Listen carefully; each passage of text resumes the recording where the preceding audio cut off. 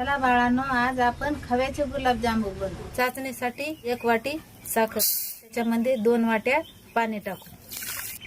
चुलीवर चाचणी ठेवून घेतली, इलायची पावडर टाकून। पाव किलो खवा घेतलेला आहे, त्यामध्ये 1 कप मैदा टाकून चांगलं मळून घेऊ।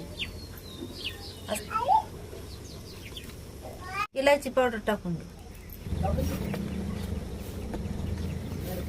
गोल गोल बनवून घेऊ।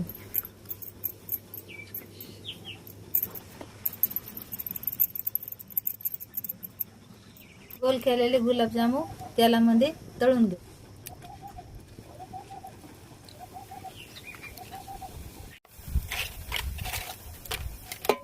आपले गुलाबजामुन तयार झाले, चाचणीमध्ये टाकून घेऊ।